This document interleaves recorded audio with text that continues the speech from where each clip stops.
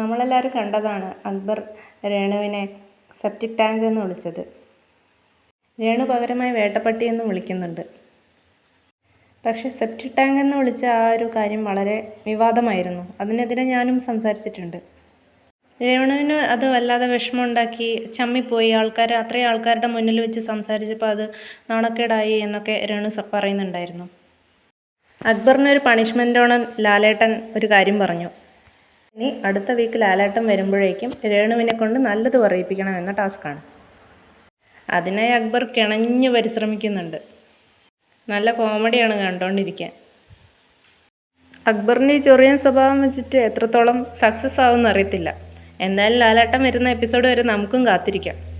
പുതിയ എൻ്റർടൈൻമെൻറ്റ് ഓരോന്ന് കാണാം.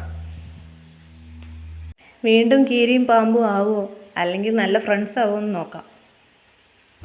എന്തായാലും അക്ബറിന് കിട്ടിയ രട്ടിൻ്റെ പണിയാണ്. രേണു അത് നന്നായി മുതലെടുക്കുന്നുമുണ്ട്. ഒന്ന് പറയാതെ വയ്യ, അക്ബർ ഒരു അസാധ്യ ഗായകനാണ്. ടാസ്കുകളൊക്കെ വളരെ മനോഹരമായിട്ട് ചെയ്തിട്ടുണ്ട്. ഫസ്റ്റ് വീക്കിൽ ശരിക്കും ഒരു ക്യാപ്റ്റൻസി ടാസ്കിലേക്ക് അക്ബറിനെ നോമിനേറ്റ് ചെയ്യാത്തതിൽ എനിക്ക് സത്യം പറഞ്ഞാൽ നല്ല ദേഷ്യം വന്നിട്ടുണ്ടായിരുന്നു ആ എപ്പിസോഡ് കണ്ടപ്പോൾ. വിന്നിങ് മെറ്റീരിയൽ ആണെന്നോ ഒരു കണ്ടന്റ് മേക്കർ എന്ന രീതിയിൽ നല്ലതാണ് അക്ബർ.